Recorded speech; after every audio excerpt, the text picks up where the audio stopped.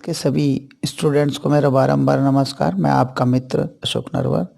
मेरे चैनल अशोक कुमार नरवर में आप सभी का स्वागत है।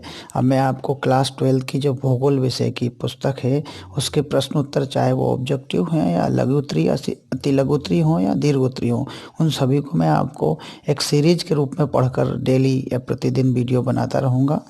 तो आप लोग ज़रूर इन वीडियो को देखिएगा जो आपके लिए परीक्षा उपयोगी होंगे। देखिए, परीक्षा उपयोगी अतिरिक्त प्रश्नोत्तर। देखिए, सबसे पहले हम वस्तुनिष्ठ में देखते हैं 4 विकल्पी या बहुविकल्पी प्रश्न। पहला है मानव भूगोल का जनक किसे कहा जाता है। तो मानव भूगोल को किसने जन्म दिया। ह्यूमन ज्योग्राफी का जो फादर है वो किसको कहा जाता है, ये देखना। डेविस रेडजेल सैंपल ब्लास। तो ये रेड जेल जो है इसका उत्तर है। मानव भूगोल में अध्ययन किया जाता है किसका, जलमंडल का, पर्वत मैदानों का, चट्टानों और खनिजों का, या मानव और पृथ्वी का। तो मानव और पृथ्वी का इसमें अध्ययन किया जाता है। किसमें, मानव भूगोल में। मानव भूगोल मानव समाजों और धरातल के बीच संबंधों का संश्लेषित अध्ययन है। यह कथन किसका है, सैंपल, इसी सैंपल ब्लास, रेड जेल और जीन ब्रून्स। तो इसको देखता हूँ मैं। तीसरे नंबर का उत्तर है, इसमें क्या दिया है, तीसरे का गा मतलब यहाँ पर जो है इसका उत्तर होगा रेड जेल। फिर कहा कुमारी एलन सी सैंपल हैं, क्या है, अमेरिकी भूगोलवेत्ता, भारतीय भूगोलवेत्ता, जर्मन भूगोलवेत्ता, फ्रांसीसी भूगोलवेत्ता। तो ये अमेरिकी भूगोलवेत्ता है और ये जो है रेड जेल, फेडरिक रेड जेल की शिष्या हैं। रुको और जाओ निश्चयवाद अवधारणा का प्रतिपादन किसने किया, डार्विन ने, ग्रिफिथ टेलर ने, फेवरे ने, विडाल डी ब्लास ने। तो पांचवे का भी गा है, ग्रिफिथ टेलर ने किया है। क्या, रुको और जाओ निश्चयवाद अवधारणा का प्रतिपादन ग्रिफिथ टेलर ने किया है। किसने किया है, ग्रिफिथ टेलर ने। रुको और जाओ निश्चयवाद का जो है प्रतिपादन ग्रिफिथ टेलर ने किया है। ये अगला।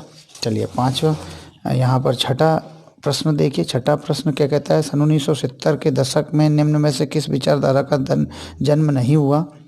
जो क्षेत्रीय विभेदन, मानवतावादी, व्यवहारवादी और आमूलवादी। तो इन चारों में से कौन सा उत्तर है, तो इसमें जो उत्तर होगा छठे का क्षेत्रीय विभेदन जो विचारधारा है इसका जन्म 1970 तक नहीं हुआ था। फिर निम्नलिखित में से कौन सी शाखा मानव भूगोल की शाखा नहीं है, राजनीतिक भूगोल, आवास भूगोल, जनसंख्या भूगोल, जलवायु विज्ञान। तो ये जो जलवायु विज्ञान है भौतिक भूगोल की शाखा है, मानव भूगोल की नहीं है। चलिए फिर इसके बाद में जलवायु विज्ञान इसकी शाखा नहीं है। इसके बाद में रिक्त स्थानों को देखिए। भूगोल का मुख्य उद्देश्य पृथ्वी को के बाहर के रूप में समझना, किसके बाहर, मानव के हार के रूप में समझना चाहिए। भूगोल का मुख्य उद्देश्य पृथ्वी को मानव के हार के रूप में समझना चाहिए, मानव के हार के रूप। तो यहाँ खाली स्थान में आएगा मानव।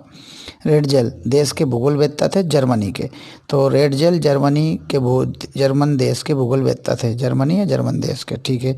मानव अपने प्रौद्योगिकी के विकास में अपने भौतिक पर्यावरण से करता है, क्या करता है, अन्योन्य क्रिया करता है, जो यहाँ लिखा हुआ है। फिर मानव से गतिशील पृथ्वी के परिवर्तनशील संबंधों का अध्ययन है ना। तो यह अध्ययन जो है भूगोल कहलाता है। तो क्या कहलाता है, मानव। इसके बाद में मानव भूगोल कहलाता है। कुमारी सैंपल ने पर्यावरणीय निश्चयवाद विचारधारा के विकास में महत्वपूर्ण योगदान दिया, जो यहाँ लिखा है पर्यावरणीय निश्चयवाद। चलिए सत्य देख लेते हैं। पर्यावरणीय निश्चयवाद के अनुसार मानव प्रकृति का दास है, ये सत्य है। भूगोल एक कलनात्मक, अनुभाविक एवं व्यावहारिक विषय है, ये भी सत्य है। मानव भूगोल में भौतिक पर्यावरण का अध्ययन किया जाता है, नहीं, असत्य है। प्रौद्योगिकी मनुष्य पर पर्यावरण की बंदिशों को कम करती है, सत्य है। 15वीं शताब्दी के अंत में यूरोप के देशों ने अन्वेषणों के प्रयास शुरू किए, सत्य है। अब ये जो सही जोड़ी और मिला लीजिए, क्या कहती है सही जोड़ी, आमूलवादी विचारधारा, ये जो है मिलेगी तीसरे से, किससे, मार्क्स के सिद्धांत पर आधारित है आमूलवादी विचारधारा। विडाल डी ब्लास, ये फ्रांस के रहने वाले हैं भूगोलवेत्ता। इनका किससे मेल होता है, तो इनका मेल होता है छठे से, फ्रांसीसी भूगोलवेत्ता। जनांकिकी का मेल होता है पांचवे से। पांचवे में क्या आता है, जनसंख्या भूगोल। क्षेत्रीय विभेदन उपागम यानी इसका जो है चौथे का मिलता है 1930 का दशक। नवनिश्चयवाद का मेल होता है दूसरे से, रुको और जाओ निश्चयवाद, ग्रिफिथ टेलर। फिर अमेरिकी भूगोलवेत्ता, कौन है अमेरिकी भूगोलवेत्ता? तो एलन सी सैम्पल, ये इसकी जोड़ी से मिलान हुआ। फिर देखिए एक प्रश्न जो आते हैं, एक शब्द या एक वाक्य में उत्तर जो प्रश्न आते हैं वो भी देख लीजिए। इसमें क्या बताया गया है? पृथ्वी के 2 प्रमुख कारक कौन से हैं? भौतिक प्राकृतिक घटक और सांस्कृतिक घटक, यानी भौतिक या प्राकृतिक घटक या सांस्कृतिक घटक 2 कारक। किसी भी समाज के सांस्कृतिक विकास के स्तर का सूचक क्या होता है? प्रौद्योगिकी विकास, टेक्नोलॉजिकल डेवलपमेंट ही किसी भी समाज के सांस्कृतिक विकास के स्तर का सूचक होता है। मानव भूगोल का जनक किसे कहा जाता है? फ्रेडरिक रेडजल को, जो जर्मन के भूगोलवेत्ता है। इन्होंने जो है एंथ्रोपोजोग्राफी नामक पुस्तक लिखी 1883 में, और ये जो है जर्मन के रहने वाले हैं और इन्हें ही मानव भूगोल का जनक कहा जाता है। जो एंथ्रोपोजोग्राफी है वो भी मानव भूगोल का एक रूप है, प्रारंभिक रूप। चलिए, प्रकृति पर मानव प्रयासों की छाप किसका द्योतक होता है? तो प्रकृति पर मानव की कोशिशों, मानव के प्रयासों की छाप माने एक तरह का चित्र बन जाता है, उसका द्योतक माने सूचक होता है। तो प्रकृति का मानवीकरण का द्योतक होता है। प्रकृति का मानवीकरण ही मानव के प्रयासों की छाप है। फ्रांसीसी स्कूल के जनक थे, फ्रांसीसी स्कूल के जनक है विडाल डी ला ब्लास। फिर है मानव भूगोल की कल्याणकारक या कल्याणपरक अथवा मानवतावादी विचारधारा का संबंध किससे था? लोगों के सामाजिक कल्याण से, लोगों की भलाई के या लोगों के समाज की भलाई से संबंधित जो है था कल्याणपरक या मानवतावादी। एंथ्रोपोजोग्राफी नामक किताब की रचना किसने की? फ्रेडरिक रेडजल ने की। व्यवहारवादी भूगोल का संबंध किस सामाजिक विषय से है? मनोविज्ञान से है। तो फिर अब इसके एक अति लघुत्तरीय प्रश्न देखिए, इसमें क्या कहा गया? मानव भूगोल में किसका अध्ययन किया जाता है? मानव भूगोल में मानव और उसके भौतिक वातावरण के पारस्परिक संबंधों का अध्ययन किया जाता है। पारस्परिक माने भौतिक वातावरण और मानव दोनों के बीच में एक दूसरे से क्या संबंध है, उन्हीं को पारस्परिक संबंध कहते हैं और उन्हीं का अध्ययन किया जाता है। मानव भूगोल की कोई एक मान्य परिभाषा लिखिए। तो इसी सैंपल के अनुसार मानव भूगोल अस्थिर पृथ्वी और क्रियाशील मानव के बीच परिवर्तनशील संबंधों का अध्ययन है। ये क्या है? एक मान्य परिभाषा है, मानक परिभाषा है मानव भूगोल की, जो कि इसी सैंपल के अनुसार है। रेडजल की भी है। रेडजल के अनुसार यह कहा गया है मानव भूगोल के दृश्य सर्वत्र वातावरण से संबद्ध है, जो कि भौतिक दशाओं का योग होता है। ये रेडजल की परिभाषा है, मान्य परिभाषा मानव भूगोल की। भौतिक एवं तथा सांस्कृतिक पर्यावरण के कोई 2 तत्व बताइए।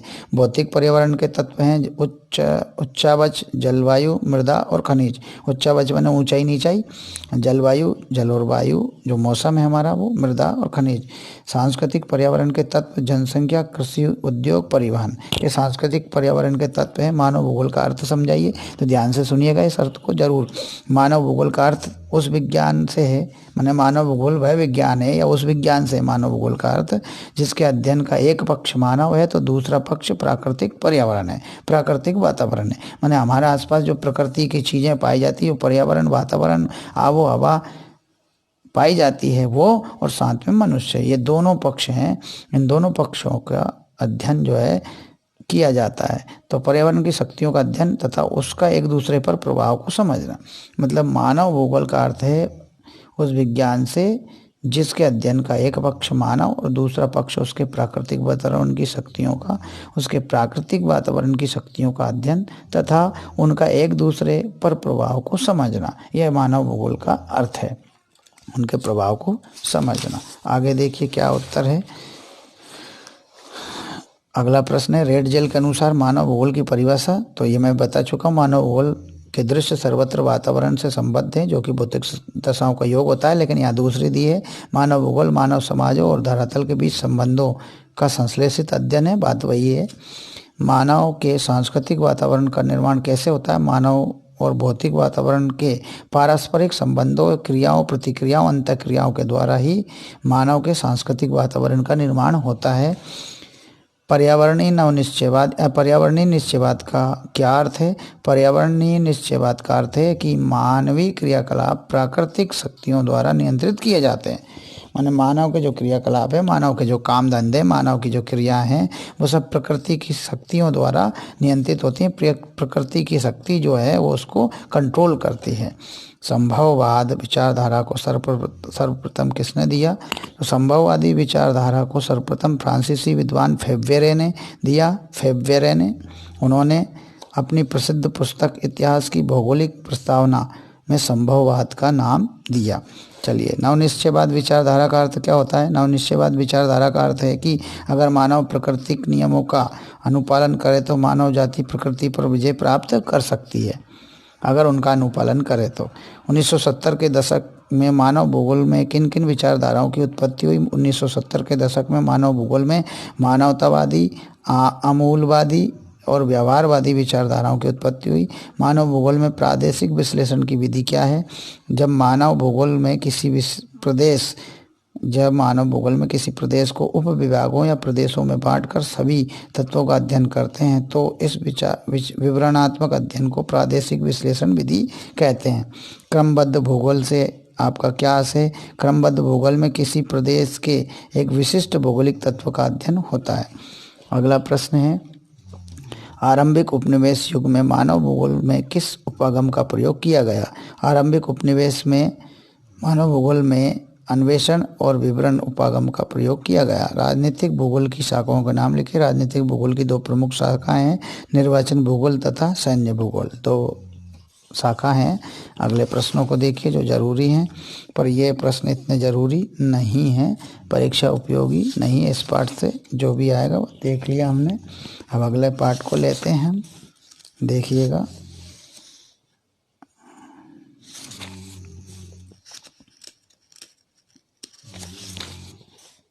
दूसरा पाठ आता है। दूसरा पाठ का नाम देख लीजिए इसका। इकाई 2, विश्व जनसंख्या वितरण, घनत्व और वृद्धि, the world population distribution, density and growth, ये बताया गया है। और इसमें महत्वपूर्ण बिंदु भी है, इसको भी देख लीजिए। महत्वपूर्ण बिंदुओं को क्या है, क्या कहते हैं? महत्वपूर्ण बिंदु किसी देश के निवासी ही उसकी वास्तविक संसाधन होते हैं। किसी भी देश के निवासी ही उसके वास्तविक यानी सही और सच्चे संसाधन जो है उस देश के निवासी, उस देश के लोग होते हैं। भौगोलिक अध्ययन में मानव का स्थान केंद्रीय होता है। जो भूगोल का जब हम अध्ययन करते हैं, भूगोल की पढ़ाई करते हैं, तो उस पढ़ाई में मानव एक केंद्र होता है। केंद्र माने खास होता है। भूगोल की पढ़ाई में मानव ही वास्तविक संसाधन है जो देश के अन्य संसाधनों का उपयोग करता है। सही संसाधन जो है मानव सच्चा संसाधन है जो अन्य संसाधनों का उपयोग करता है और संसाधनों का अपनी सुविधानुसार परिवर्तन करता है, जैसे वस्तुओं का रूप बदलता है ना। 21वीं शताब्दी के प्रारंभ में विश्व जनसंख्या 600 करोड़ से अधिक थी। जनसंख्या के वितरण और घनत्व के प्रारूप किसी भी क्षेत्र या देश की जनांकीय विशेषताओं को समझने में मदद करते हैं। जनसंख्या वितरण का अर्थ है कि लोग भूपृष्ठ पर कहाँ रहते हैं, ऊंचे स्थान पर, नीचे स्थान पर, जल के पास में, या उबड़ खाबड़ जमीन पर, समतल मैदान में, या ग्लेशियरों में, या रेगिस्तान में कहाँ रहते हैं, ये बताना। जनसंख्या वितरण का अर्थ है लोग भूपृष्ठ पर कहाँ रहते हैं। विश्व जनसंख्या का वितरण बहुत अधिक असमान है। विश्व में अपेक्षाकृत कम भूभाग ऐसे हैं जहाँ आबादी का वितरण सघन है, बहुत कम भाग है। विश्व की जनसंख्या का 90% इसके 10% भूभाग पर निवास करता है। विश्व के 10 सर्वाधिक आबाद देशों में विश्व की लगभग 60% जनसंख्या निवास करती है। चीन, भारत, संयुक्त राज्य अमेरिका, इंडोनेशिया, ब्राज़ील क्रमशः विश्व की सर्वाधिक जनसंख्या वाले देश हैं। फिर अगला है जनसंख्या घनत्व किसी क्षेत्र में लोगों के वितरण की संख्या का एक तुलनात्मक माप प्रदान करता है जिसे सामान्यतः प्रति वर्ग किलोमीटर के रूप में व्यक्त किया जाता है। जनसंख्या घनत्व माने डेंसिटी के उसके एक प्रति वर्ग किलोमीटर में कितने लोग रहते हैं। एक वर्ग किलोमीटर के एरिया में लंबाई चौड़ाई में गुणा करो, फिर उस 1 किलोमीटर के एरिया में कितने लोग रहते हैं। विश्व की सबसे अधिक जनसंख्या 59.5% एशिया महाद्वीप में निवास करती है जिसका घनत्व 146 व्यक्ति प्रति वर्ग किलोमीटर है।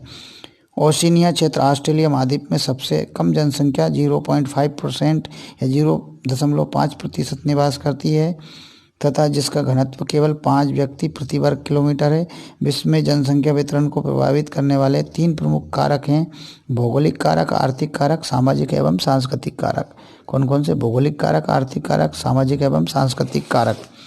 अगला महत्वपूर्ण बिंदु है, ये कहता है जनसंख्या वितरण को प्रभावित करने वाले भौगोलिक कारकों में जल की उपलब्धता, भू आकृति, जलवायु तथा मृदाएं सम्मिलित हैं। जल की उपलब्धता के कारण ये नदी घाटियाँ विश्व के सबसे सघन बसे हुए क्षेत्रों में सम्मिलित है। समतल मैदान होने के कारण गंगा का मैदान विश्व के सर्वाधिक सघन जनसंख्या वाले क्षेत्रों में से एक है। उपजाऊ दोमट मिट्टी वाले क्षेत्रों में अधिक जनसंख्या निवास करती है। खनिज नगरीकरण तथा औद्योगिकीकरण जनसंख्या को प्रभावित करने वाले प्रमुख आर्थिक कारक है।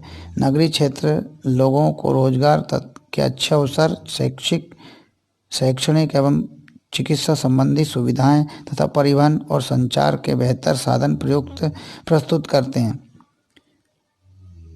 जिसके कारण ही वहाँ जनसंख्या अधिक है। औद्योगिकीकरण के कारण ही जापान का कोबे ओसाका प्रदेश सघन बसा हुआ है। धार्मिक एवं सांस्कृतिक महत्व वाले स्थानों पर जनसंख्या का अधिक जमाव मिलता है। जनसंख्या वृद्धि का अर्थ किसी भी देश क्षेत्र में समय की किसी भी निश्चित अवधि के दौरान बसे हुए लोगों की संख्या में परिवर्तन से है। अब परिवर्तन मतलब वो धनात्मक परिवर्तन, बढ़ने वाला परिवर्तन। परिवर्तन तो मरने वालों का हो सकता है, लेकिन जन्म लेने वाले कितने ज़्यादा लोग बढ़े इस दौरान, इस अवधि में। जनसंख्या वृद्धि में परिवर्तन धनात्मक अथवा ऋणात्मक में से कुछ भी हो सकता है। जन्म दर और मृत्यु दर के अंतर से होने वाली जनसंख्या में परिवर्तन को प्राकृतिक वृद्धि कहते हैं। जन्म, मृत्यु और प्रवास जनसंख्या परिवर्तन के 3 घटक हैं। जब मानव समूह अथवा व्यक्ति एक निवास क्षेत्र से दूसरे क्षेत्र में निवास करने जाते हैं तो वह प्रवास कहलाता है। जब मानव समूह अथवा व्यक्ति एक निवास क्षेत्र से दूसरे निवास क्षेत्र में निवास करने जाते हैं तो वह प्रवास कहलाता है। प्रवास को प्रभावित करने वाले 2 कारक के 2 वर्ग हैं: प्रतिकर्ष कारक तथा अपकर्ष कारक। प्रतिकर्ष कारक और अपकर्ष कारक माने प्रवास को प्रभावित करने वाले 2 कारक। वर्तमान में पृथ्वी पर 700 करोड़ से भी अधिक व्यक्ति निवास करते हैं तथा प्रतिवर्ष विश्व जनसंख्या में लगभग 8 करोड़ व्यक्तियों की वृद्धि हो जाती है। मानव जनसंख्या को 1 अरब से 2 अरब होने में 100 वर्ष लगे, जबकि 6 अरब से 7 अरब होने में केवल 12 वर्ष ही लगे। विकसित देशों की तुलना में अपनी विकासशील देश विकसित देशों की तुलना में अपनी मानव जनसंख्या को कम समय में दोगुना कर लेते हैं। विकासशील देश विकसित देशों से 2 गुने समय में अपनी जनसंख्या को दोगुना कर लेते हैं, कम समय में 2 गुना कर लेते हैं। विकासशील देश विकसित देशों की तुलना में अपनी जनसंख्या को कम समय में 2 गुना कर लेते हैं। जनसंख्या वृद्धि और आर्थिक विकास ऋणात्मक से संबंध पाया जाता है। भारत की वार्षिक जनसंख्या दर 1.64% है। जनांकीय संक्रमण सिद्धांत 3 अवस्थाओं वाला मॉडल है जो किसी भी क्षेत्र में जनसंख्या परिवर्तन का वर्णन करता है। आगे थोड़ा सा और बचा है, देखिएगा।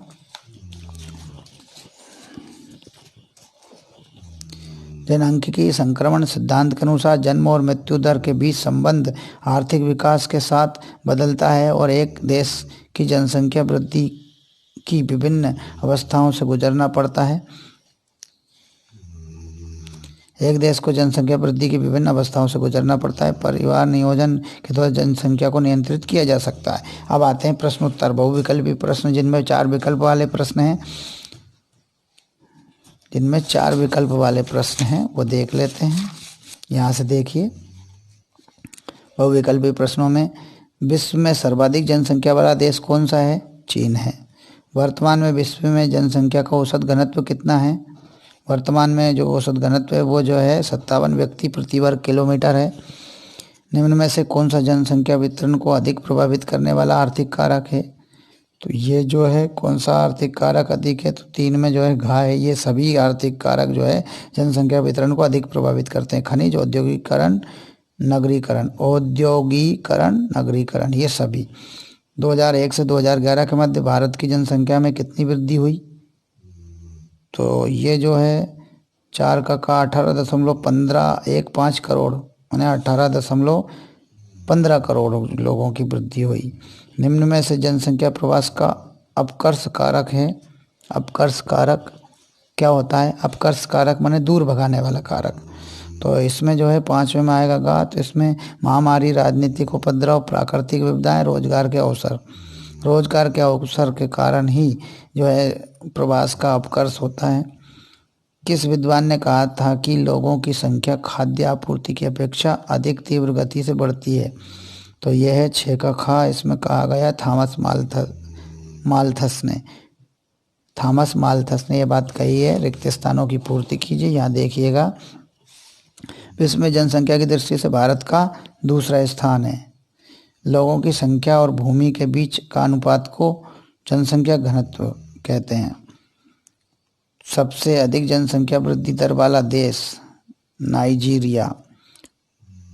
प्रवासी जो किसी नए स्थान पर जाते हैं कहलाते हैं अप्रवासी।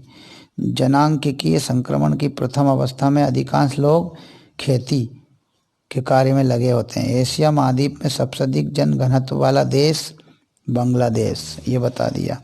सत्य 21वीं शताब्दी के प्रारंभ में विश्व की जनसंख्या 600 करोड़ से अधिक थी। सत्य। विश्व की जनसंख्या का 90% इसके 10% भूभाग स्थल भाग पर निवास करता है। सत्य। मरुस्थलों की विषम जलवायु मानव बसाव के लिए सुविधाजनक होती है। असत्य। जनसंख्या की वृद्धि दर को प्रतिशत में व्यक्त किया जाता है। सत्य। विश्व की जनसंख्या को 1 अरब से 2 अरब होने में 100 वर्ष लगे। सत्य। मृत्यु दर अधिक हो जाने से औसत जीवन प्रत्याशा घट जाती है। सत्य। अब ये जो है सही जोड़ी को मिलान कीजिए। देखिएगा, एशिया का घनत्व जो है 5वें से मिलता है 146 व्यक्ति प्रति वर्ग किलोमीटर। कोबे ओसाका प्रदेश जापान में है। जनसंख्या नियंत्रण जो है आपका मिलेगा 6 से परिवार नियोजन से। निम्न जनसंख्या घनत्व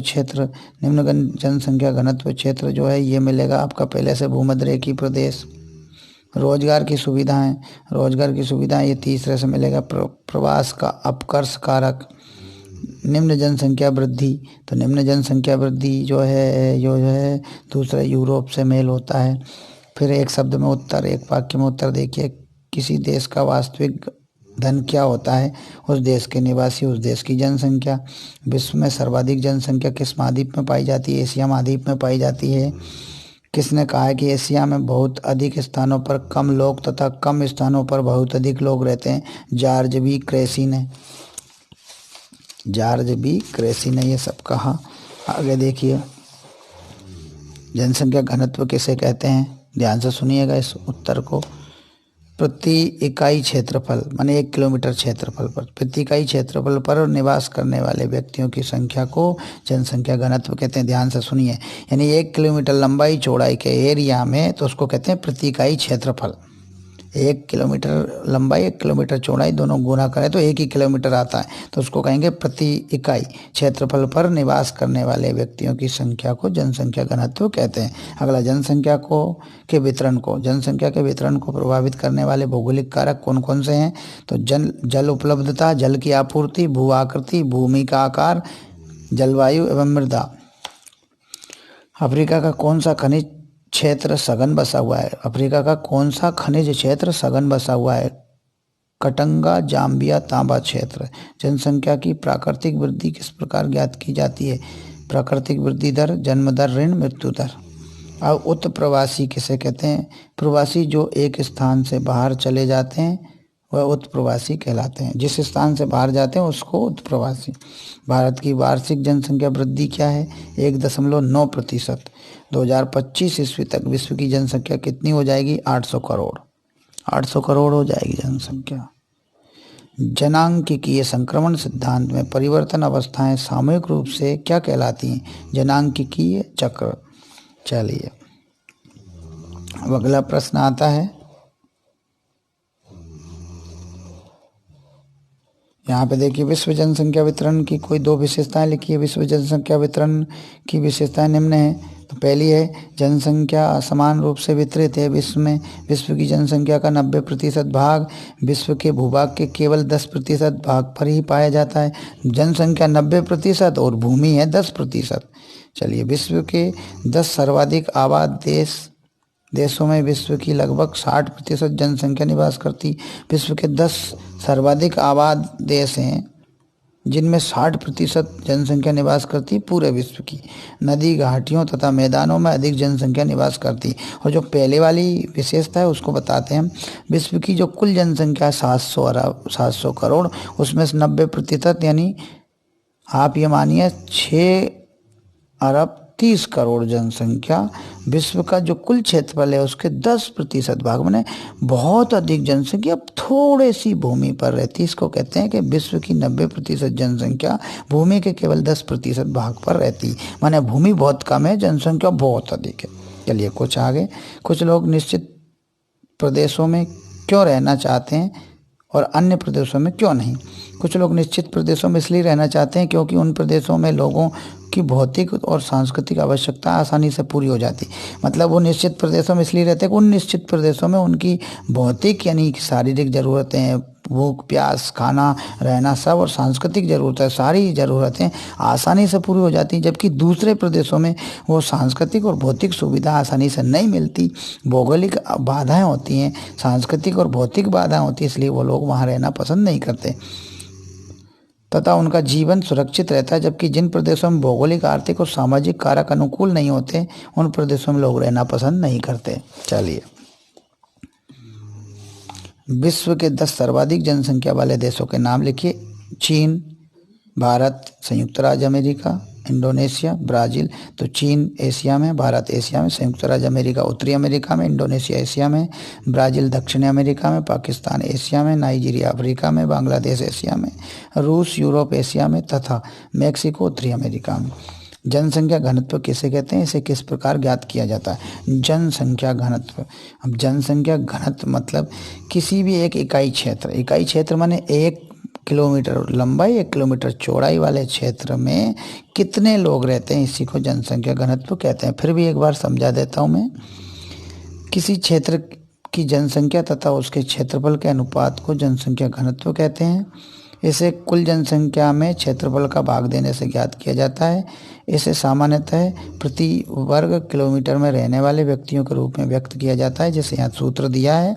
जनसंख्या घनत्व बराबर कुल जनसंख्या बटे कुल क्षेत्रफल। तो ये किसी भी देश के लिए बताया जा सकता है। जलवायु किस प्रकार जनसंख्या के वितरण को प्रभावित करता है। तो जलवायु अच्छा है तो जनसंख्या ज़्यादा निवास करेगी, जलवायु प्रतिकूल है, खराब है, मानव निवास के प्रतिकूल है तो वहाँ जनसंख्या कम रहेगी। सीधी सी बात है। यह जब मानव के बसाव एवं उसकी कार्य क्षमता पर जलवायु का सबसे अधिक प्रभाव रहता है। इसलिए विश्व में प्रतिकूल जलवायु वाले क्षेत्र जैसे टुंड्रा प्रदेश और मरुस्थल, इन प्रदेशों में जनसंख्या बहुत कम निवास करती है। आज भी कम जनसंख्या वाले क्षेत्र हैं ये, क्योंकि इनमें ठंडी एक में अधिक पड़ती है, एक में गर्मी अधिक पड़ती है, एक में पानी की उपलब्धता नहीं है, दूसरे में मिट्टी की। जबकि शीतोष्ण भूमध्य सागरीय प्रदेशों में सुखद जलवायु के कारण घने बसे पाए जाने वाले क्षेत्र हैं। जनसंख्या वृद्धि से क्या अभिप्राय है, इसे किस प्रकार व्यक्त किया जा सकता है। किसी भी निश्चित अवधि के दौरान, निश्चित अवधि माने वर्षों के बीच की अवधि के दौरान, किसी निश्चित क्षेत्र के माने निश्चित वर्षों की निश्चित अवधि के दौरान किसी निश्चित क्षेत्र के निवासियों की संख्या में परिवर्तन को जनसंख्या वृद्धि कहा जाता है। पर यह परिवर्तन धनात्मक, अब यह परिवर्तन धनात्मक और ऋणात्मक कुछ भी हो सकता है। जनसंख्या वृद्धि को निरपेक्ष संख्या अथवा प्रतिशत के रूप में व्यक्त किया जाता है। चलिए, ये आपने पढ़ लिया। ये वीडियो लगभग आप देखिएगा, क्योंकि बड़ा वीडियो हो जाएगा, नहीं तो मैं अगले वीडियो में आपको